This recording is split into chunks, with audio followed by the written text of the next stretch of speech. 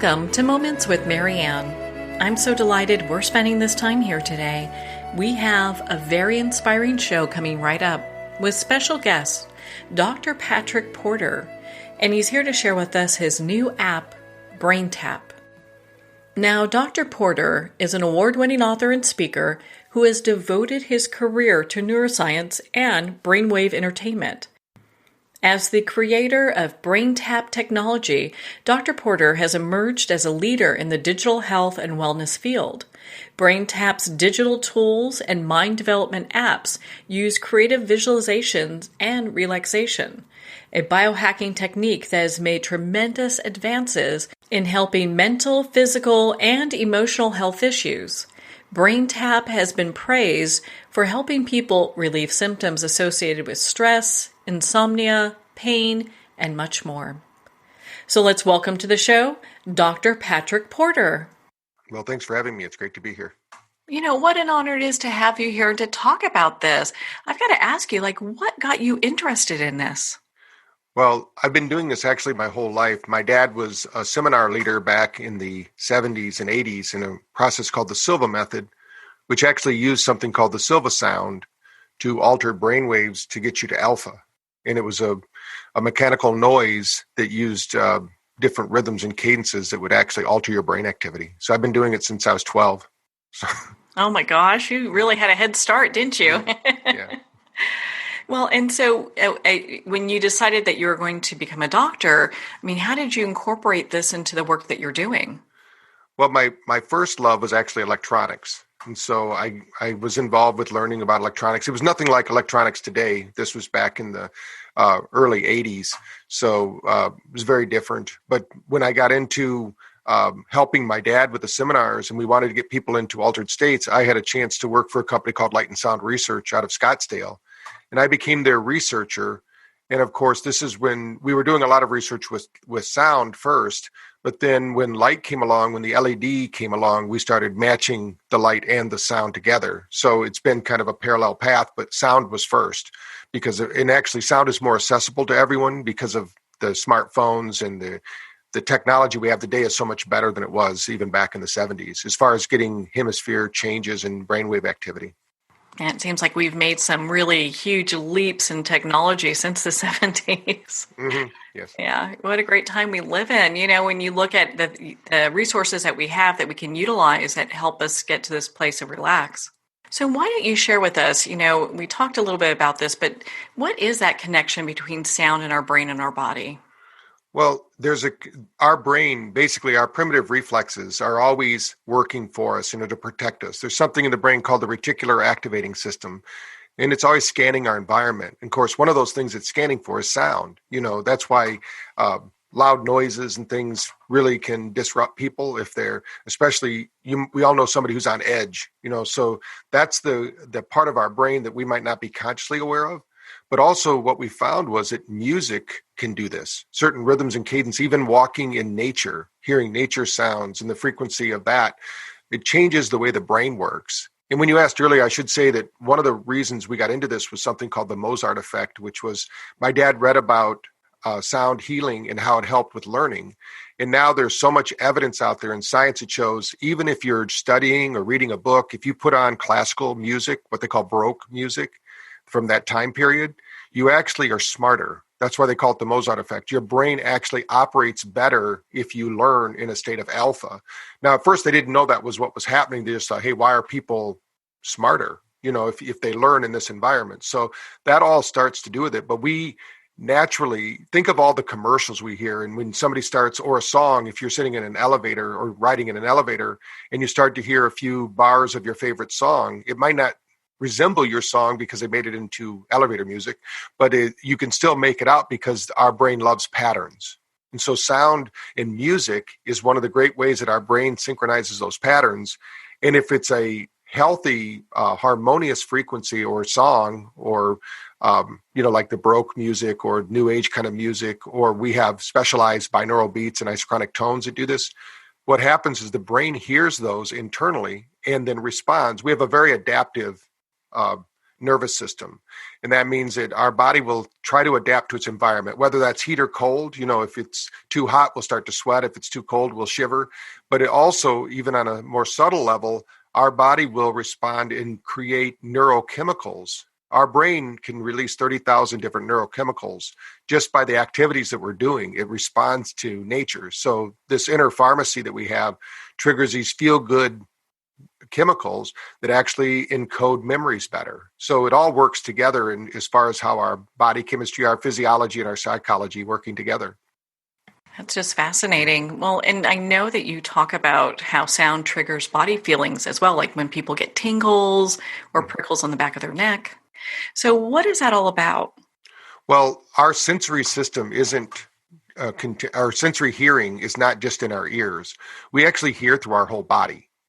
So when we were just babies being formed in the womb, our skin folded and made ears. It folded and made eyes. It folded and made our nose. So our first sensory-based organ is our skin.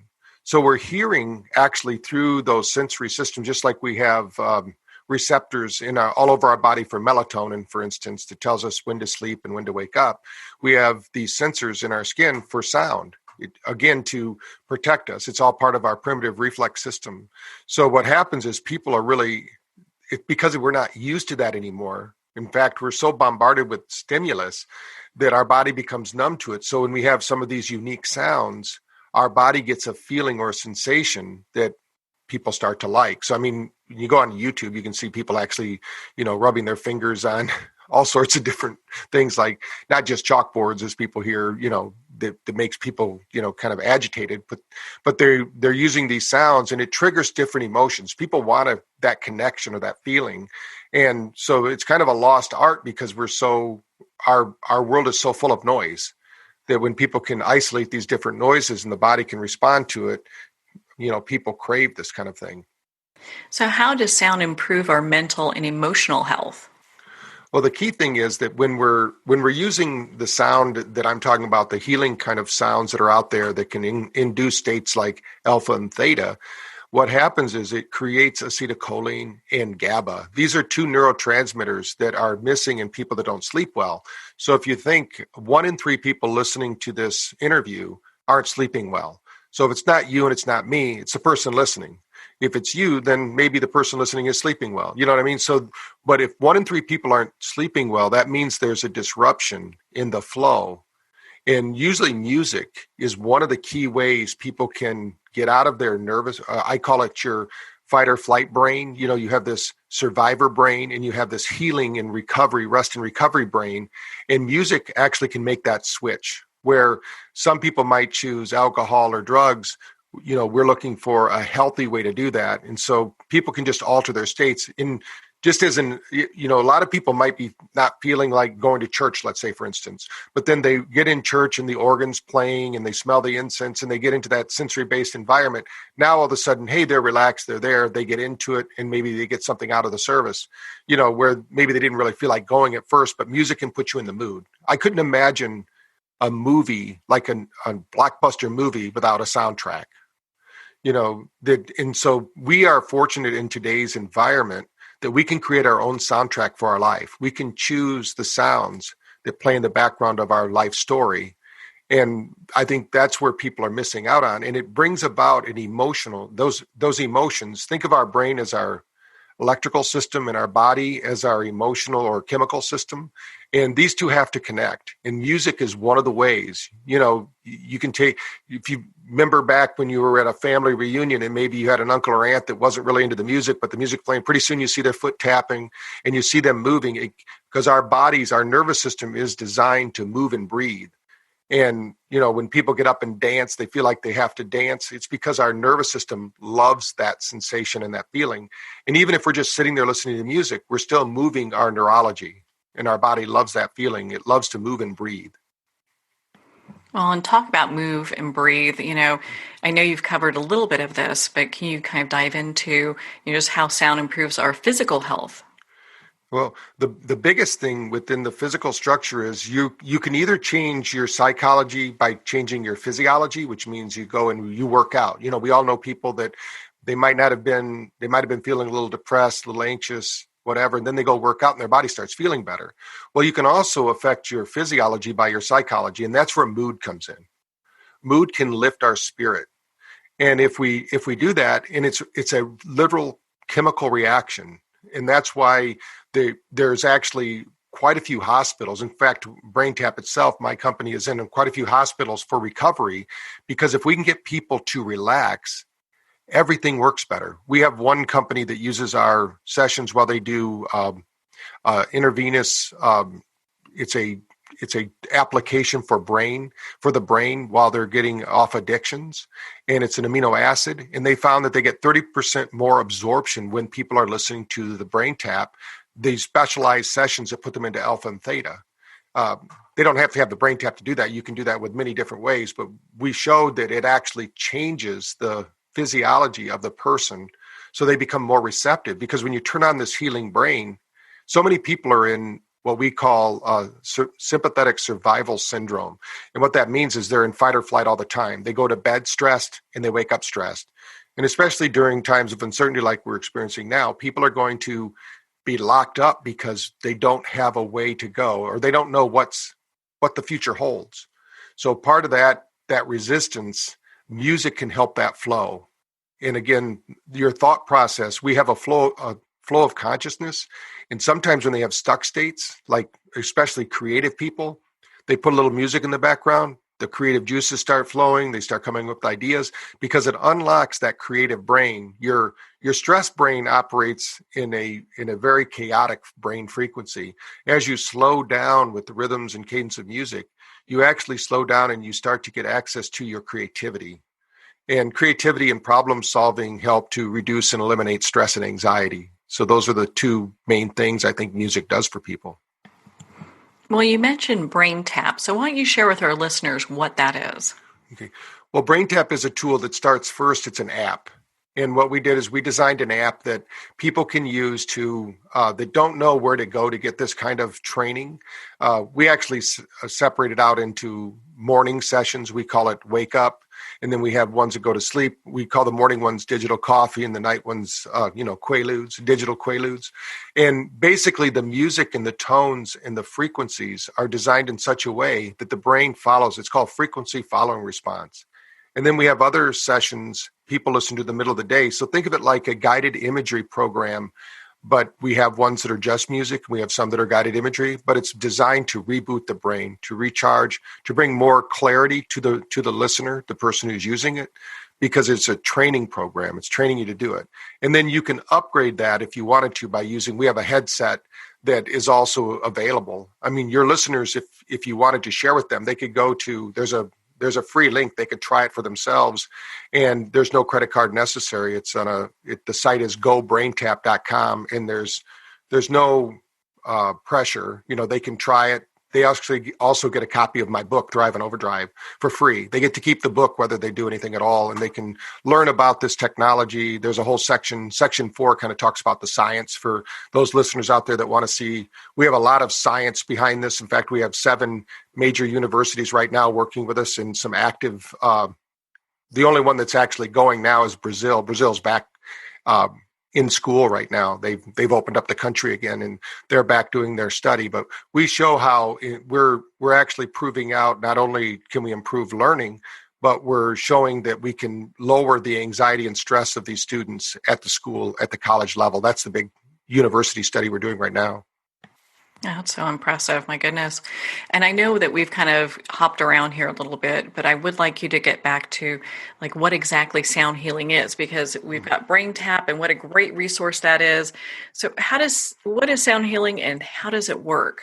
Okay. So think of every cell of your body is responding to its environment. So we know that sounds can do things like harmonize cells, or they can use sonic a high enough sonic blast to actually destroy cancerous cells in the body. They've done that. So sound can be used for, many different things. But what we want to do is we want to bring about a harmonious state in the body. And this it can be done through any medium. I mean, if you think about the shaman back in the early days of America, they would do this through drum circles. So when you're in a drum circle environment, anybody who's been in a drum circle knows that after about 3 or 4 minutes, you actually start making music together. And this has been proved out with a metronome. A metronome, for those that don't know, it's a tool usually used to help people learn piano or something like that. But you can take 3 of these metronomes, put them on a stage, start them all at different times, and within 3 minutes, they will be synchronized. And science doesn't really understand exactly why this happens, but if you go into a clock shop in New York City or any major city, you will notice that all the clocks in the shop will be synchronized to the same time. And this happens everywhere in our universe. So music is a key to that. There's a rhythm, there's a cadence, there's a pulse to everything in our world. And again, if we set the right musical tone to our life, we create these chemical reactions. So think of the electrical thoughts we have. Those correspond to an emotional reaction in our body, this is triggered by sound. So when you're sitting there, sound alone can boost your mood. And this is done because it boosts the chemical composition in your bloodstream, because it's changing, it's telling the body to create these neurotransmitters and these different feel-good chemicals that are part of our natural system when we're listening to music. And then, of course, the main thing, how it got its fulfillment was, if you wanted to heal, if you can relax somebody, you can heal much faster. There's been study after study. So if you can put somebody into these using music, healing music, and maybe even sound vibration beds, because we also have beds that we've used where you can put the sound through healing, these healing surfaces. So you lay on these surfaces, and there's a gentleman by the name of Dr. Emoto. He wrote a book called The Secret Life of Water. And if the listeners haven't read that book, it's a very interesting book about what sound and how the body responds to that. And he talks about how you actually change the crystalline structure of the body, because we're 70% liquid, and the water actually has memory. Most people don't know this, but right now in computer sciences, they are creating computer chips that store all the data on water. It's structured water. So if we're made of 70% water, what kind of structure information is our body carrying? Because they know that we're 99.999% space. That's what the quantum physicists would say. But we know that sound, it's not really space, it's information. So think of sound as information that the cells of our body, and the exciting thing right now, we live in such an exciting time right now, because people like Bruce Lipton, who are cell biologists and things, they show that we actually can change up to 1,200 gene expressions with the sounds we choose to use. Our body turns on and off its gene expression just by what we're listening to or saying to ourselves.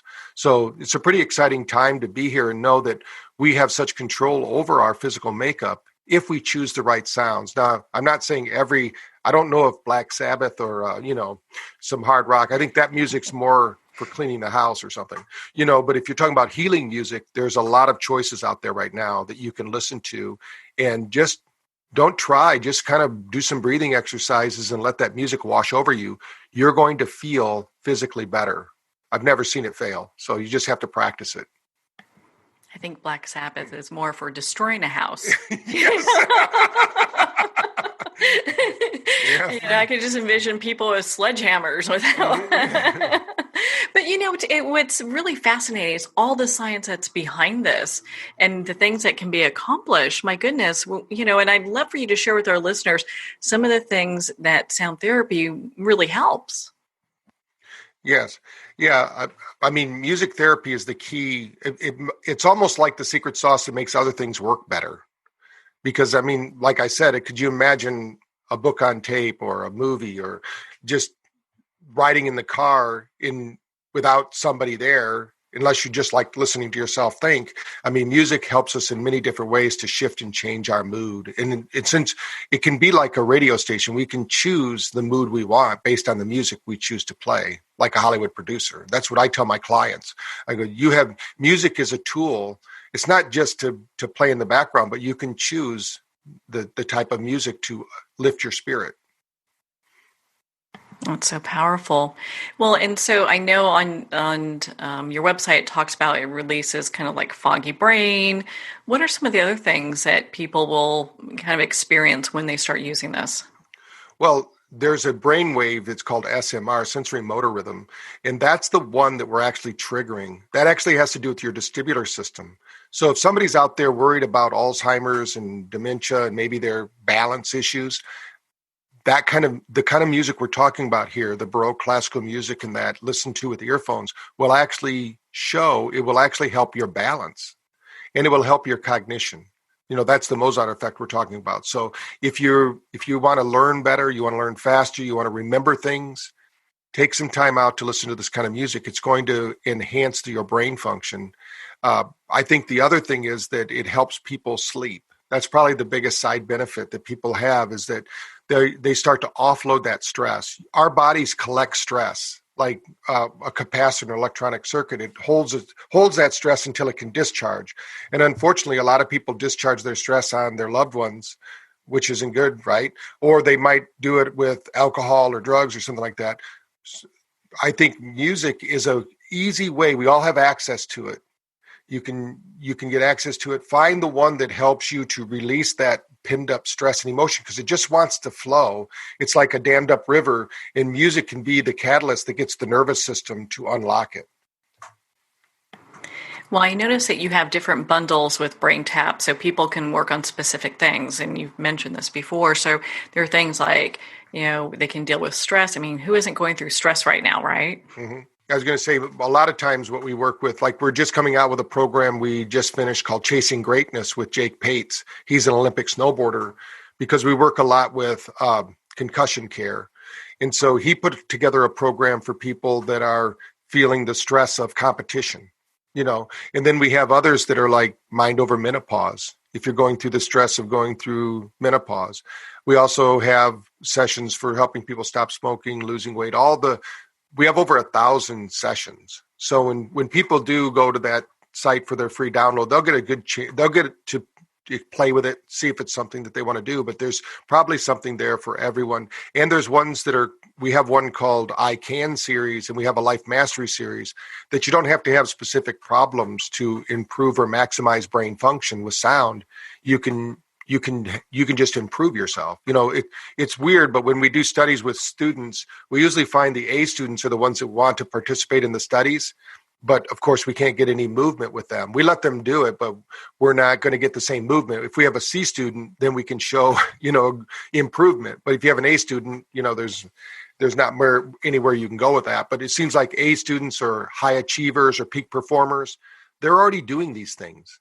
They already take the time to do their breathing exercises, listen to music, do some kind of mindfulness meditation to music. And so what we've done is we've just made a simple way to do that, but you can do that on your own. Now, is this a way for people to go ahead and kind of start their mindful practice? Maybe they don't know what that is or what it looks like, or you get a lot of people that say, I try to meditate and it never works on me. Yeah. Well, what we found in our research, which would probably blow away most people out there, but the people that have tried meditating and then failed, like you're talking about, we actually found that most people actually stress out their brain when they're meditating. That's the exact opposite that you want.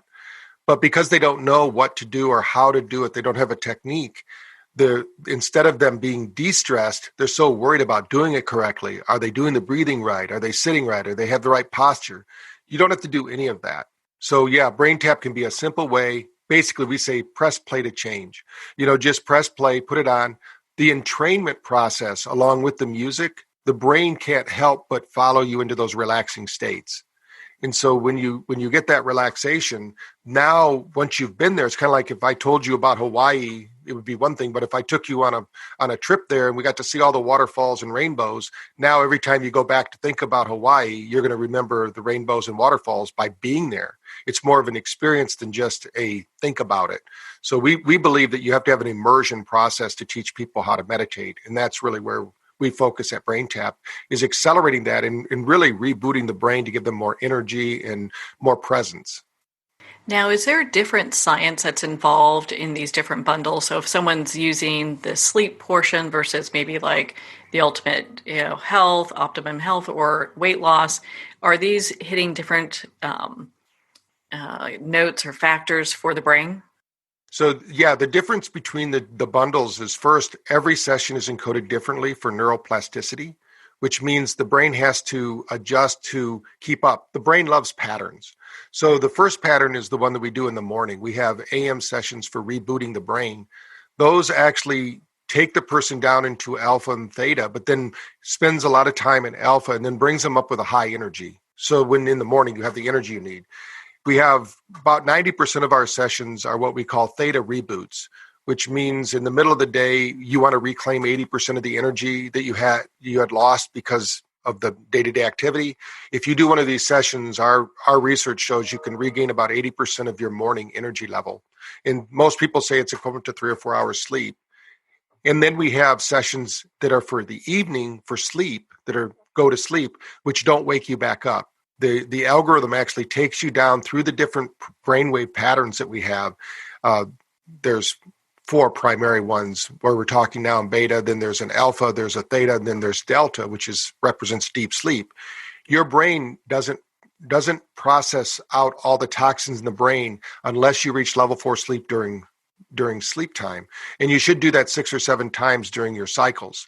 So if you're not getting the deep sleep that you need, then we have sessions that actually train the brain to do that. So depending upon what your brain is, or what let's say your psychological mood is, or the time of day where you're listening, we have specific sessions that help with that brainwave entrainment. That's just fascinating. My goodness.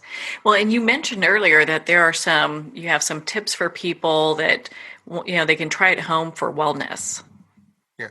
Well, the first tip is when you're laying in bed at night, don't just most people think, I go to sleep right away. That probably is the worst thing you can do, because we need to offload that stress. The best way to sleep is actually when you're laying in bed, take a moment before going to sleep and just with your eyes closed, which starts alpha activity, scan your body. Recognize this is kind of a mindfulness way to sleep, and you just move through the different parts of your body, breathing as deeply as you feel comfortable, but just noticing any stress. Because once you notice that stress, you'll notice that it starts to unwind, and that's where they'll get those feelings we talked about, maybe the tingling sensation or the vibrations or the heaviness feelings. But what they'll do is they'll become more comfortable, and when you do that, you'll find that you'll sleep deeper, you'll wake up more rested and more recharged. And then the other thing is, in the morning time, the best thing you can do if you wake up in the morning is to jump out of bed.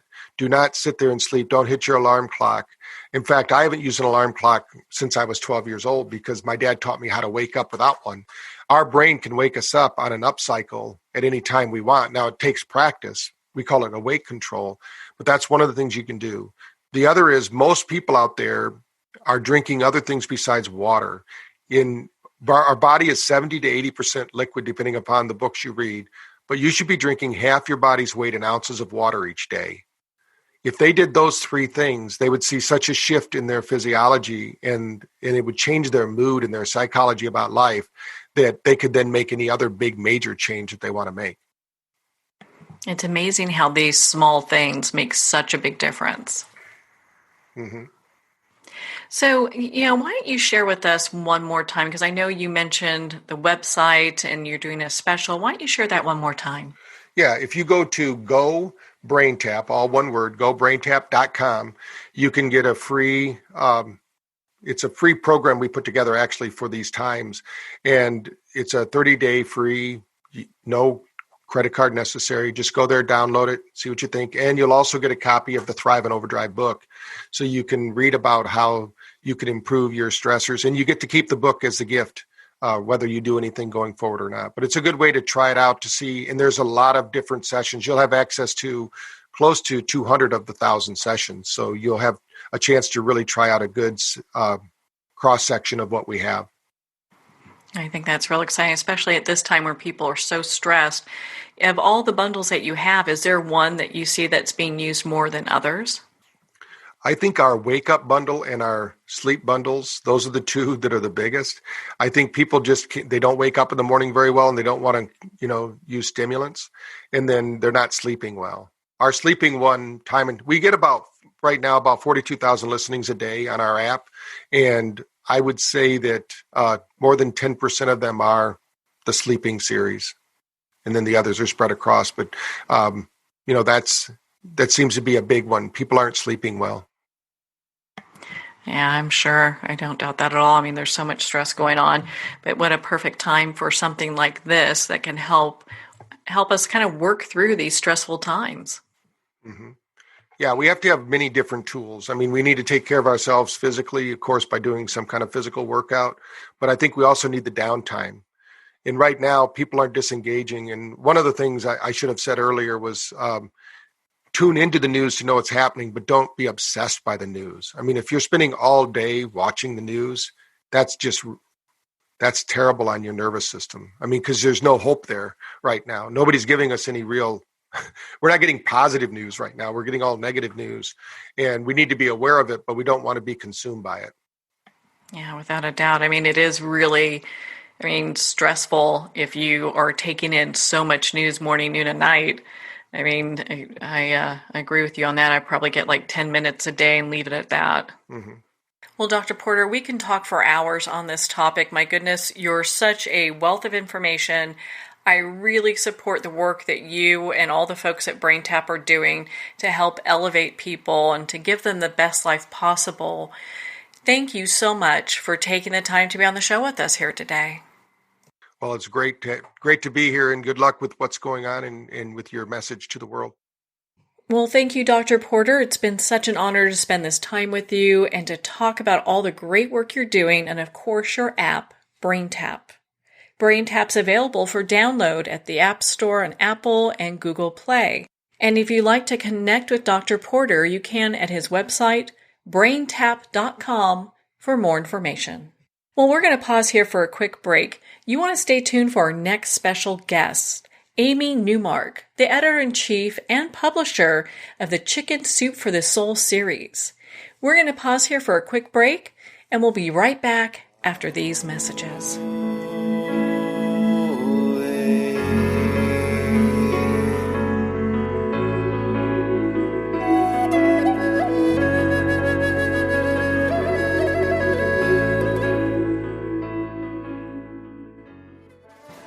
Internationally recognized and award-winning author Judy Goodman works and teaches outside the box of limited thinking. Working with people from every walk of life, her goal is to empower you to be the best you can be, no matter what the challenge is. Born with the gift of seeing beyond our normal vision, she has an extraordinary gift of working with every challenge. Teaching beyond conventional wisdom, her work is described as life-changing. Visit judygoodman.com. That's judygoodman.com.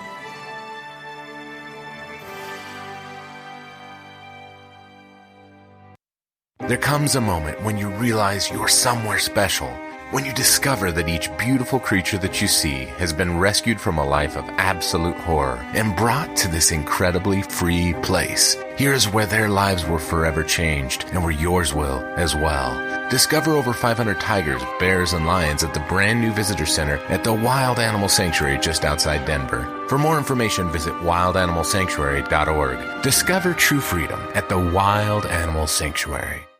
Have you ever had the sense that your thoughts might actually be doing something? Ancient secrets of manifesting have been masterfully revealed in the award-winning book Manifesting 123 by Ken Elliott. For the first time, the author's experiences and stories in this book describe exactly how your thoughts can create anything. You've been doing this all your life, but it's never been fully explained for you until now. Visit manifesting123.com for more information today. Manifesting123.com.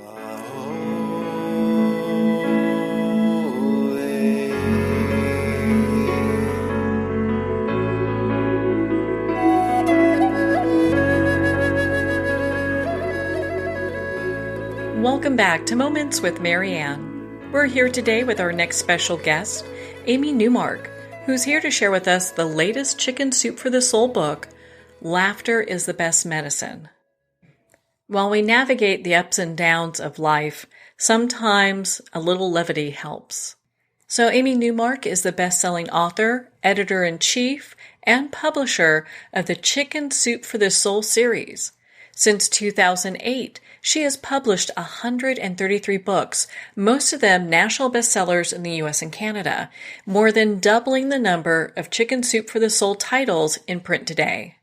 She's also the author of Simply Happy, a crash course in chicken soup for the soul advice and wisdom that is filled with easy to implement practical tips for having a better life. So let's welcome to the show, Amy Newmark. Well, thanks for having me on. And I have to say, when we sent this new Chicken Soup for the Soul book off to the printer at the beginning of the winter, I had no idea that laughter is the best medicine would be so relevant now. Oh my goodness. There couldn't be a better time than now for this book. I mean, I think a lot of people have like no clue, like at the end of last year, that we would be in the situation that we are right now. I really worried because we sent this off to the printer, I guess in early February. And I mean, the book had been on our schedule for a long time. And as I was sending it off to the printer, I thought, shoot, if this gets bad, this pandemic, people might not take this book the right way. And I don't want a book coming out in the middle of April to look flippant, like we're saying, oh, don't worry about it. Read this humor book. You'll be fine. Because, but luckily, nothing happened like that. Everybody understood, I guess, that you send books to the printer months before they're on store shelves. And they also took the whole laughter is the best medicine concept the way it was intended. And it's actually the number one new self-help book in America right now. So people have really responded to it well. And I've been so grateful because with, so many stores closed, I was really worried about what was going to happen to my newest baby. Oh my goodness. Well, congratulations on this book being number one.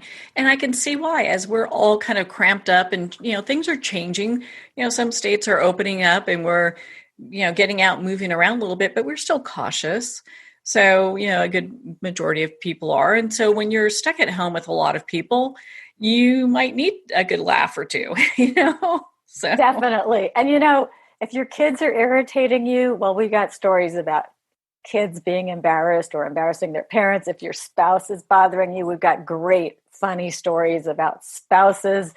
I mean, we've got everything. I know these days everybody's got like their Zoom stories. We've got, oh my God, we have one story where this woman, she kind of feels guilty, but she lets her 2-year-old watch Baby Shark on the iPad for the umpteenth time so that she can go and grab a quick shower. And she's in the shower, happy with her 5 minutes of free time to take a shower. And all of a sudden she hears this voice going, Steve. She's like, oh my God, there's a man in my bathroom. And then she looks around for a weapon and all she can find is a big bottle of Pantene shampoo. So she grabs it, from the spout end, the little end, and she's going to use it as a club. And then she kind of peeks out around the shower curtain, and her 2-year-old is sitting there with the iPad, and somehow he's activated FaceTime, and he's called Randy from accounting at her husband's company. And so she's like, oh my God, How am I going to get out of the shower now? It's facing me. So she drops down, to hide behind the bathtub. And her 2-year-old is laughing at how funny mommy is being. And then she reaches out her arm, with the Pantene bottle, and she's trying to slap the iPad out of her kid's hands and not be seen by Randy in accounting. Anyway, she finally gets the iPad off, but we don't know how much Randy actually saw. And her husband comes home from work that night and she's like, we're moving to Wyoming. Pack your things, So everybody's got those stories now. I was talking to my husband and I was saying, we have to remember when we're on Zoom video, because everybody's doing the newsman thing where you only look decent from, the waist up. And I said, if we stand up to go and get a piece of paper or something, and they see those pajama bottoms or worse, we're going to be really embarrassed. Oh my gosh. And that's a real focus now, because as we get into these Zoom meetings and we've been doing this, I mean, you do see reporters that are wearing shorts with their suit top, or, there's different background things happening that maybe the reporters don't want in the background. So, we have to be very conscientious of in a really different way than we've been before, Yeah, I've gotten to the point where sometimes on the video ones, I'll say all right, I'm wearing this top that actually has to be ironed, so you guys should feel really honored. But then I'll stand up and I'll be like, okay, here's the yoga pants. And then I hold up my slippers. I'm like, I at least wore my nicer slippers for you. And they do match my top. But, everybody's gotten so casual. I finally made my husband shave because I started calling him Santa Claus. But I've never seen so many beards on people who look better without them. Oh my gosh, that's too funny. Well, and and that this is one of the things why I love about this book, Laughter is the Best Medicine. It's really given us kind of a little bit of a time out and just to get focused into a short story where we can have a really good laugh. And right now, I think we need that more than ever. I totally agree. And I feel like everybody should be giving themselves a little bit of a news cleanse, and you don't really have to watch the news every day now. You basically know what they're going to say. And I think a lot of people, though, are saying they don't have the attention span to read a big book. And so what I love is that with our nice little short stories, you have 101 little story arcs, 101 reasons to laugh out loud. You could spend 10 minutes reading a story and then pick up the book the next day. And I've had people send fan mail saying, I'm reading one story a day for 101 days. And a lot of people are saying, I'm giving this to my dad because I never know what to give him for Father's Day. And I know he will like reading these funny stories. So that's been cool. And we have a lot of stories that people are really appreciating, like people who are home with their spouses and spending more time together than they ever have before. And we have so many great stories about spouses where people making fun of their spouses. And I mean, all in, with very good intent, but the stories are cute. Like, oh, you know what? It's almost June. So we had a great story from this guy. He got married for the second time. His name is Doug Sletton, and his wife, Kyra, really wanted a June wedding. And he didn't want a June wedding because his first marriage had been in June, and he just thought, bad luck. But Kyra won, as she should. The bride should win. And so they got married in June. And then a year later, it was time for Doug to acknowledge their first anniversary. And so he made a really big deal. He made reservations at a special restaurant. And then he sent her a dozen long stem red roses during the day. And then he came home after work and he was so excited about how grateful she would be and how cool he was as a husband. And he got home and she was standing with her back to him at the kitchen sink and she was totally ignoring him. And the box of roses was sitting there, but she hadn't even taken the roses out and put them in a vase. And he tried to be affectionate to her and she didn't respond. And then he asked what was wrong and she said nothing. So then he knew he was really in trouble. And then he finally realized exactly what he had done.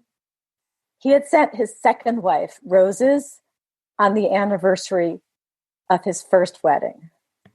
Oh boy. Yeah. I mean, there's just it's really great when they poke fun at themselves too. That's really, really funny. I thought that was a great one and like such a husband move, right? Mm-hmm. I'm sure he had to do some fast talking, get out of that, right? I'm sure it turned into one of her favorite stories over the years because everybody likes those funny stories about their spouses. I mean, we had another one, this woman, Irene Marin, she brought home like a chair from the thrift shop. She went to this thrift store that supported Habitat for Humanity. And she was always bringing stuff home from there. And her husband didn't really like it. And one time she brought home a whole chair. And she just decided to put it in the room where it was going to go and see what he said. But it sat there for days and he didn't say anything. And so she thought, is he just playing with me, trying to make me nervous? Because she really wasn't supposed to bring home more pieces of furniture. And then after a while, she put a bright pillow on it just to see if that would prompt a comment from him. And he still didn't say anything. So then after a week of him not saying anything, she put on a bathing suit and she sat in the chair. And when he walked past, he goes, nice bikini. He still didn't notice that they had a new chair. That's too funny. I mean, she's trying. The only thing she's missing is a neon sign on that, right? I mean, it happened to me. My husband will ask me these questions, and I look at him like he had a chair incident. He had this awful, ugly, old, cracked leather desk chair at work. And they redid the office, and his assistant really wanted that chair out of there because they had a nice, good-looking chair for him. So she got somebody to drive the awful old chair to our house. And so I put it, behind his desk, even though I hated it too, but he loved it. And then he came home from work that day and he went and sat at his desk and he sat in that chair for hours. And then he came out of the office and he goes to me, "Are we ever going to get my chair from the office?" And I just looked at him like he had two heads, although neither head was actually operational. And I said, "You've been sitting in the chair for 3 hours." Oh, it's so funny. Oh my gosh. I mean, there's so much to touch on in this new book. I mean, I was reading, what was it? I think it's on number 39, Impressive. Is it Rachel Wagner? I think it was, where she talks about getting back to Colorado and then she's going to go and do this outdoor trip with a new boyfriend, and their experience probably with a bear. And it's crazy, some of these stories, but you know what? You can't make this stuff up. I mean, this stuff is just, it's funny. It's hysterical. I mean, they think they're going to encounter a bear. It ends up being probably a really big bison. She does like all these kind of moves that work in Alaska, and the ranger's telling them, no, that's actually attracting animals. So it's really interesting. Yeah, and that's why she calls it impressive, because she realizes that she looked like a real doofus. Yeah, that was very, very funny. People make crazy mistakes. Like, I don't know if it's ever happened to you. Like, I have had a couple of times in my life that were really memorable where I've answered the phone and I didn't quite catch who the other person was. And so I've kind of struggled and we've had a whole conversation. And I'm thinking, is this one of my mother's friends? Like, who is this person? And then after 10 minutes of awkward conversation, but ladies are good at talking anyway, the person will be like, "Did I call the wrong number?" And I'll say, "Yeah, I think you did, but it was really nice talking to you." But there was one in the book from this woman, Chelsea Flagg, and I think she had a feeling that a lot of us get, when you've gone a long time and you've just neglected some friends and now you've got to catch up and you make that list. So she sent an email out to each of these friends she had neglected. And she sent one to this friend, Laura, and said, "Let's get together for coffee." And she hadn't seen Laura in a year. So this was long overdue. And Laura wrote back, "Are you sure you're emailing the right person?" And Chelsea just thought, whoa, that was snarky. I know I've been neglecting her, but she emailed back, "Yes, of course I meant you." And so then Laura sent her an email, "I'll be sitting by the front window in the coffee shop wearing a green vest." And Chelsea thought, okay, that's really getting snarky, right? Of course I know what you look like. It hasn't been that long. So Chelsea showed up at the coffee shop and there's a woman wearing a green vest sitting over in the window. It's not Laura. And it turned out Chelsea had been emailing back and forth with a complete stranger. And so she walked up to the stranger and the woman shook her hand and said, "I'm Lori." And Chelsea had been emailing, she thought, Laura. And so Chelsea said, "I'll be back in a minute." And she went off to get some tea. And unfortunately, the line was really short. And she's like frantically scrolling through her phone, trying to figure out, who is this person?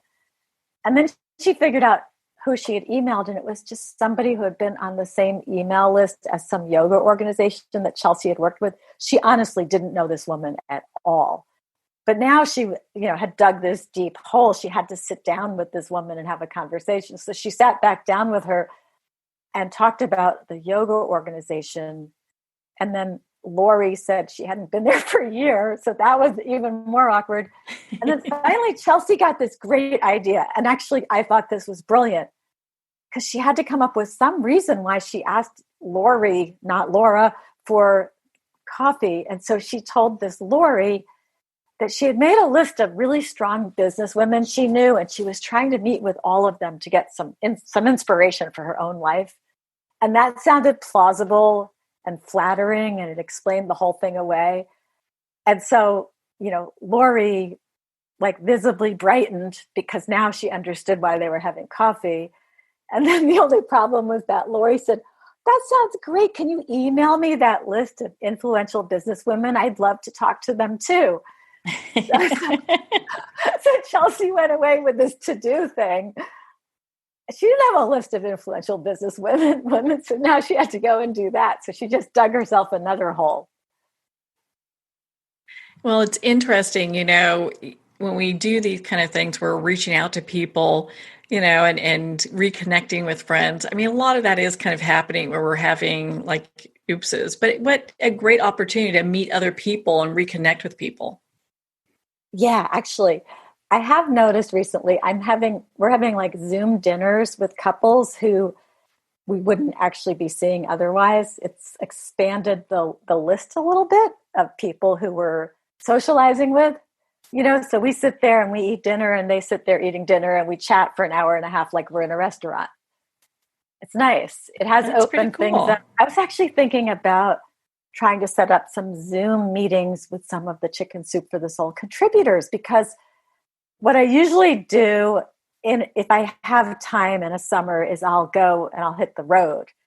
It's a lot of work because we have to figure out who lives where and like, okay, which cities are worth going to. And then we email, 150 people and hope we'll get 50 to show up at a restaurant. And then we schlep all these gifts and it's super expensive and they're driving in an hour or more to the lunch. And it's a really big deal. And I was thinking, I could just do that over Zoom. And the cool thing is if we did it over Zoom video, then our contributors could all meet each other. And in the past, I know from these lunches, people have actually created new writers groups, made new friends. They didn't even know there was another Chicken Soup for the Soul writer in their town.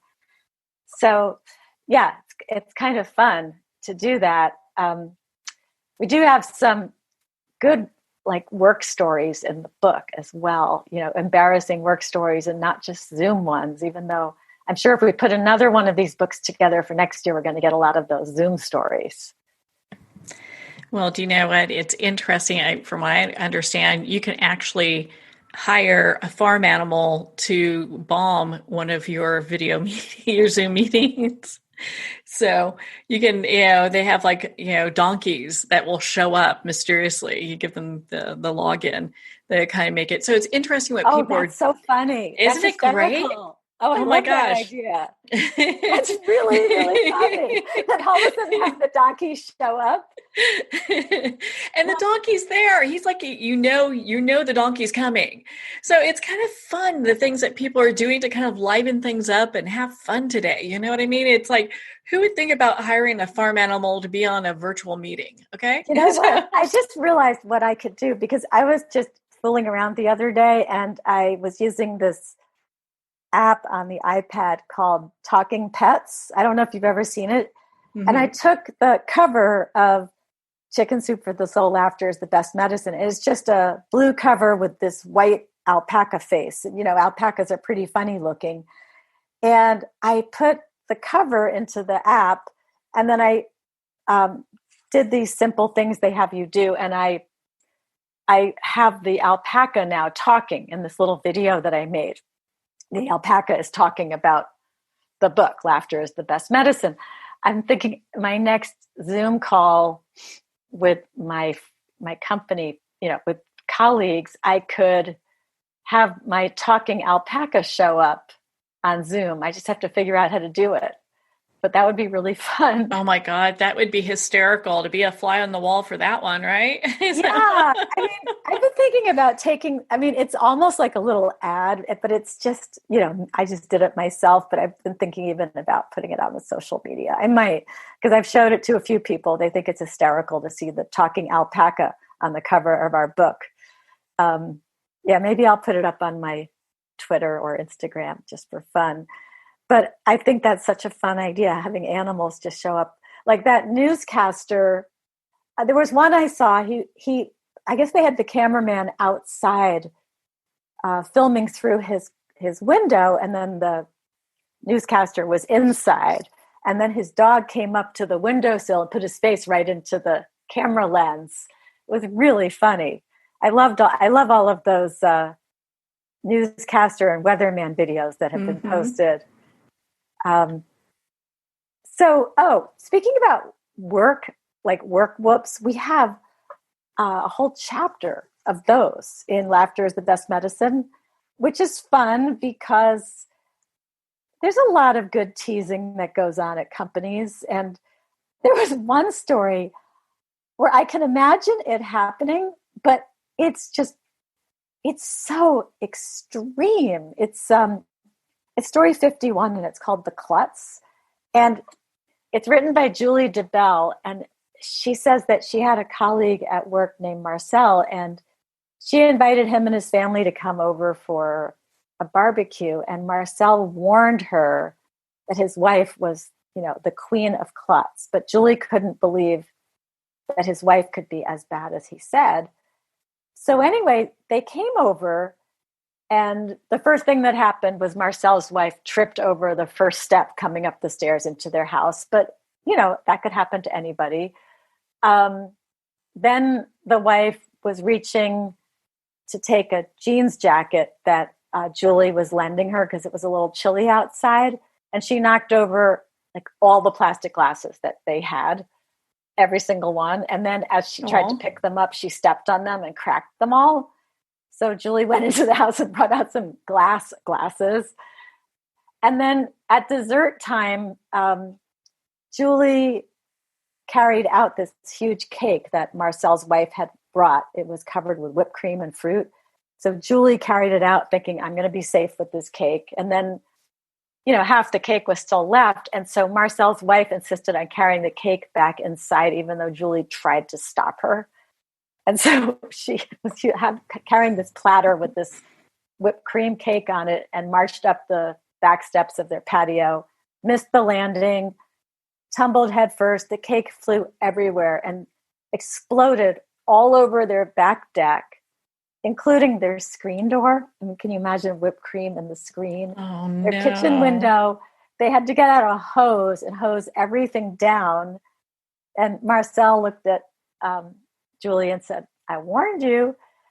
But then it gets even better than that. So then they're leaving, right? So Marcel and his wife and kids are leaving. And Julie reminds Marcel's wife, oh, you're wearing my jeans jacket. So Marcel's wife unbuttons the jacket while they're chatting.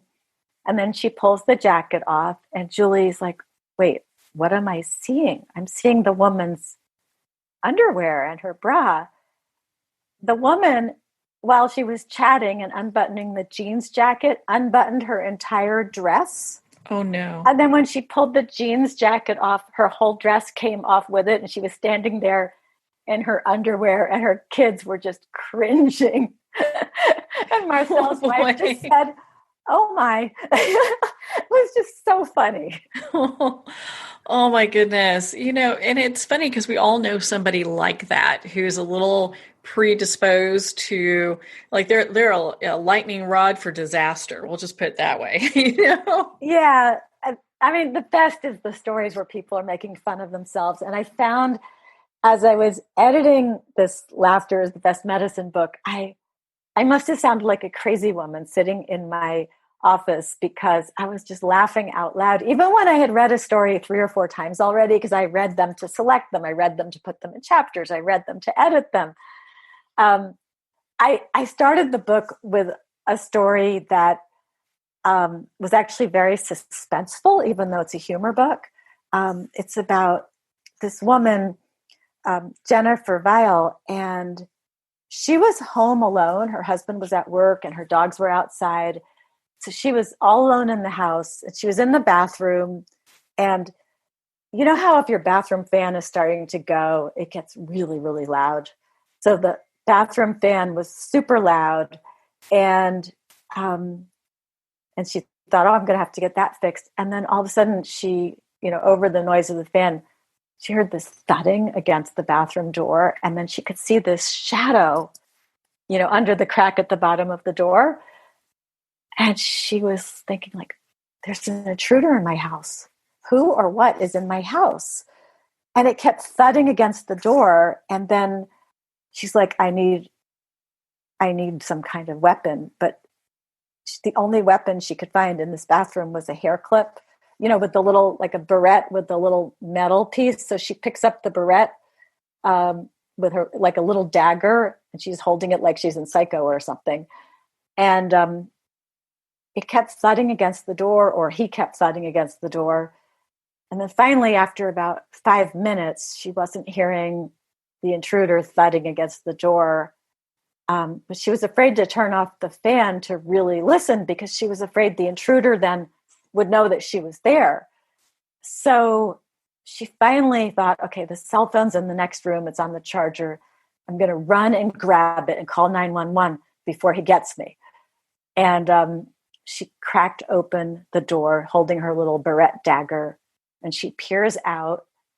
And what does she see but her Roomba vacuum, now quiet, stuck under, the bottom slat of a wood chair outside her bathroom.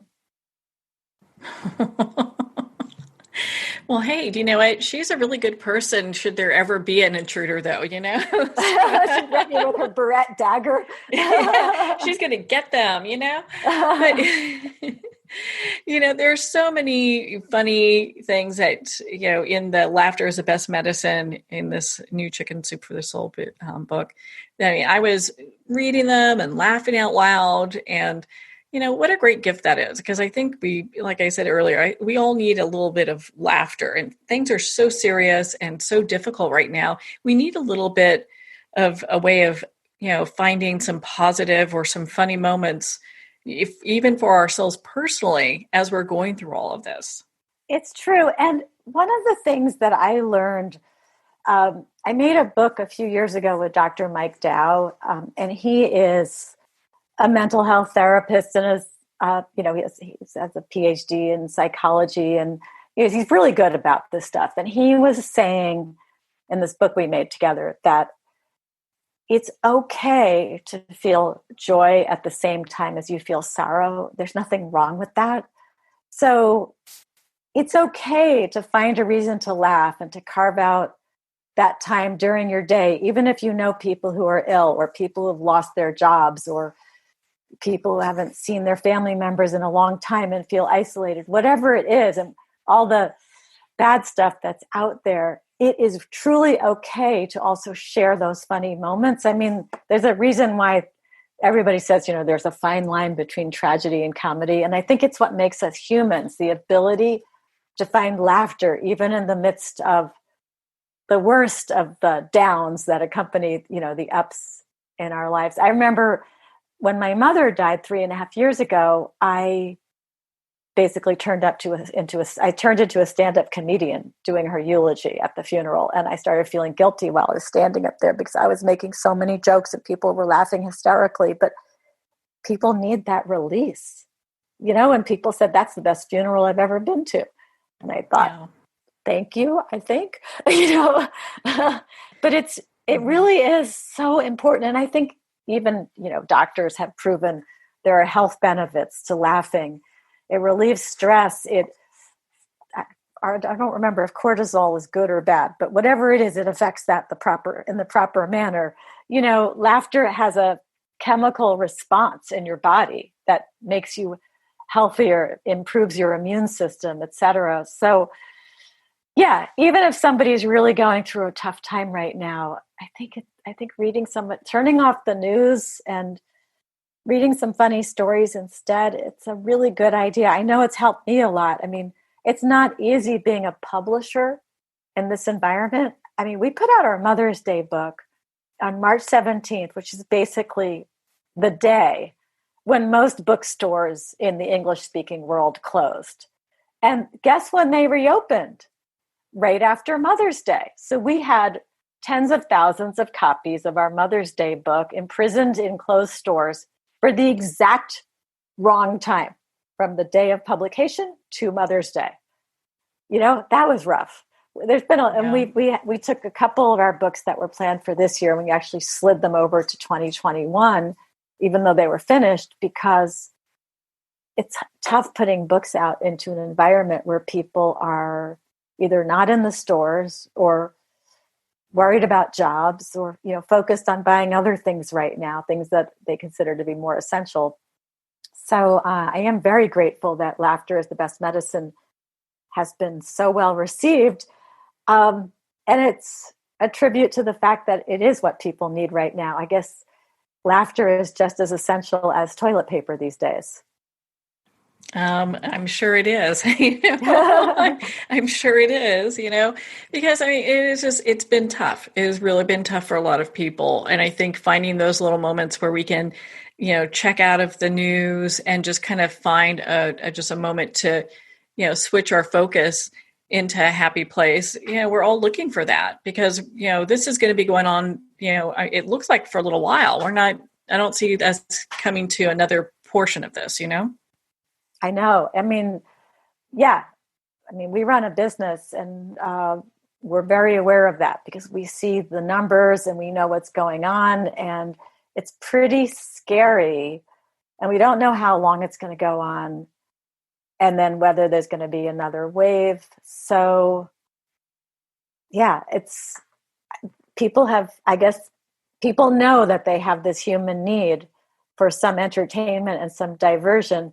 Luckily, this summer in July, we're putting out 2 really great books that, again, will be more entertainment than anything else. Normally Chicken Soup for the Soul books are really good for you, right? In terms of like tips, advice, how to use the power of gratitude, the power of forgiveness, all of these life-changing things that you sit and you think seriously about them and you're like, I'm going to try that advice.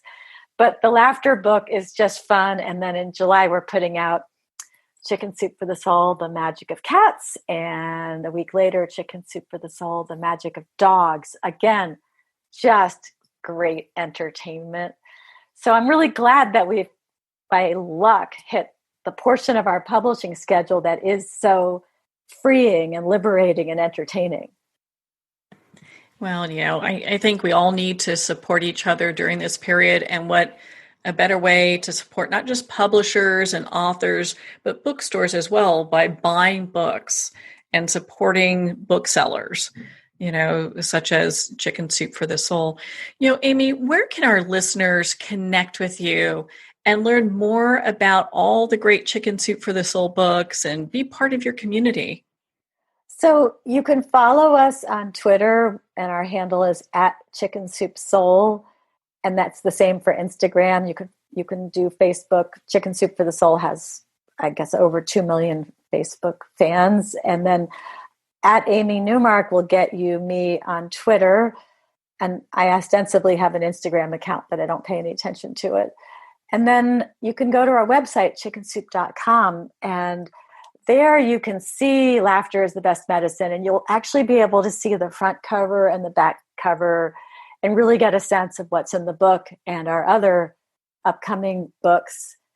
The other cool thing we have, and this could be very good for people who are spending more time at home, is we actually have a really large entertainment business now.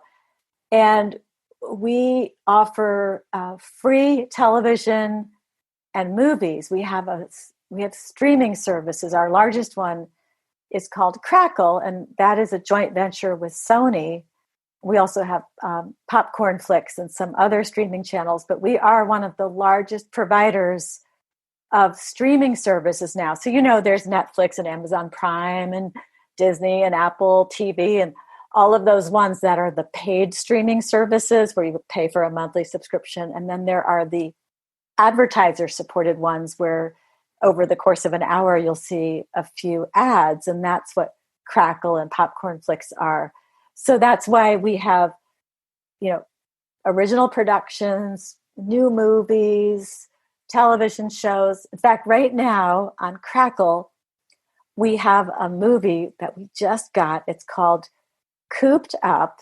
It's Australian, and it's about a guy. And this is just a coincidence, but it's about a guy who was exposed to a really bad coronavirus and ends up having to quarantine. And he's like the only guy in Australia who's having to quarantine from this coronavirus. And so he's cooped up in his childhood home with no TV, no internet, no anything. And there's a doctor who comes to check on him regularly. Of course, romantic comedy ensues. But it's really cute. And it's just so funny. This movie, of course, was made before we were all cooped up by coronavirus. But anyway, it's called Cooped Up. It's free. It's free to watch on Crackle, which is crackle.com. So that's another cool form of entertainment that Chicken Soup for the Soul has for you right now. Oh my goodness, that's so awesome. Well, Amy, we could talk for hours. I always love spending time with you. Thank you so much for taking the time to be on the show with us here today. Well, thank you for having me on. We haven't talked for a while, and I was so excited to see you on my schedule. And I will get in touch with you about some of these future books also, because we've got some fun ones coming out. Well, thank you, Amy. It's been such a delight to spend this time with you and to talk about your new Chicken Soup for the Soul book, Laughter is the Best Medicine. Again, if you'd like to connect with Amy and learn more about the Chicken Soup for the Soul series, you can visit chickensoup.com for more information. Well, we're at the end of our time today. I would like to thank everyone for tuning in. You're listening to Moments with Marianne. And remember, make every moment count.